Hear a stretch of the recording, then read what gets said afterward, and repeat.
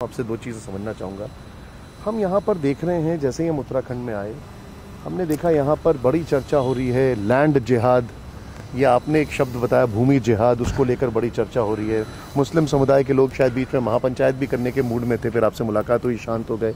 क्या चक्कर है? ये तो देवभूमि है, शांति प्रिय जगह है। देखिए, ऐसा है कि यहाँ पर सब लोग एक दूसरे के साथ बहुत प्रेम से रहते हैं।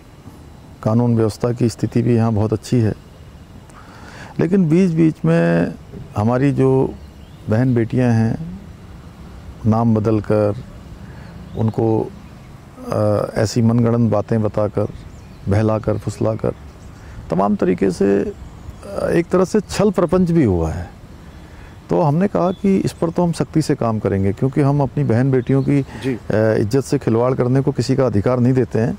उस पर हम सख्ती से काम करेंगे, लेकिन हाँ, कानून व्यवस्था भी अपने हाथ में कोई ना ले, उसके लिए भी हम काम करेंगे। और दूसरी बात आपने कहा लैंड जिहाद, बहुत बड़े हमारी जो सरकारी ज़मीनें हैं, वन विभाग की ज़मीन है, राजस्व विभाग की ज़मीन है, इरिगेशन की ज़मीन है, उन सब पर बहुत बड़े स्तर पर कब्जे थे, अतिक्रमण था। उनको हटाने का हमने अभियान लिया है। 2700 एकड़ ज़मीन अभी तक जो है उस कब्जे से मुक्त करवाई है। लेकिन जब ये सब हो रहा था तब चीज़ें नहीं ऑब्जर्व की गई, इंक्रोचमेंट जब चल रहा था, और बताया जा रहा है कि खाली मज़ारों को टारगेट किया गया। नहीं, किसी ऐसा नहीं है। अतिक्रमण जहाँ भी था सबको कहा गया कि जिन्होंने भी सरकारी ज़मीन पर अतिक्रमण किया है वो अपना अतिक्रमण स्वतः ही हटा लें। बहुत लोगों ने हटाया भी, जिन्होंने नहीं हटाया तो कानूनी रूप से जो हटाने का काम है वो किया गया।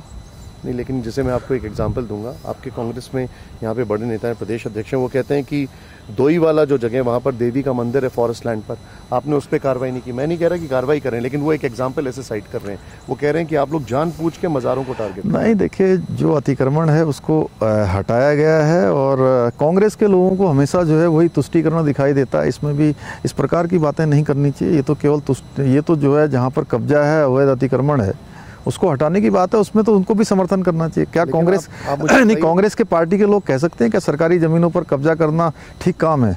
उसको वैध कैसे ठहराया जा सकता है? हमने देखा पूरा का पूरा गांव खाली हो गया, लोग छोड़ के जाने लग गए, हालांकि आपने सिचुएशन को कंटेन किया। ये सब क्या हो रहा है? नहीं, देखिए, एक घटना हुई थी पुरोला में। वो घटना के रिएक्शन में वहाँ पर इस प्रकार की चीज़ें हुई, लेकिन हमने वहाँ पर कानून व्यवस्था को बिगड़ने नहीं दिया। किसी को कानून व्यवस्था को हाथ में लेने का अधिकार भी नहीं दिया।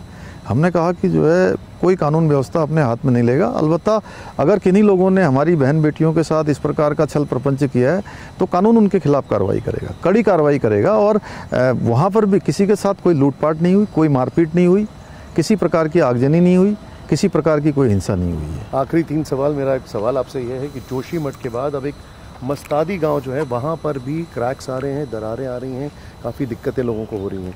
ये कैसे निपटेंगे आप इस सबसे? देखिए, एक हम देख रहे हैं कि उत्तराखंड में चीज़ें बहुत तेज़ी से हो रही हैं। और देखिए, ऐसा है कि हमको प्रत्येक वर्ष जो है आपदाओं से हर साल जो है जूझना पड़ता है। ये हमारे हिमालय की एक विडंबना भी है। कभी आपदा केदारनाथ की आती है, कभी रेणी में आपदा आती है, कभी वरुणा पर्वत आ जाता है, कभी धारचूला में एल धारा में आ जाता है, कभी दारमा वैली में आ जाता है, कभी नैनीताल, उधम सिंह नगर, चंपावत, अल्मोड़ा, अभी पिछले साल टिहरी में और देहरादून में, पौड़ी में। ऐसे समय समय पर आपदाएं हमारे को सामना करना पड़ता है। पिछले साल हम जोशीमठ की आपदा से जूझे हैं। जी।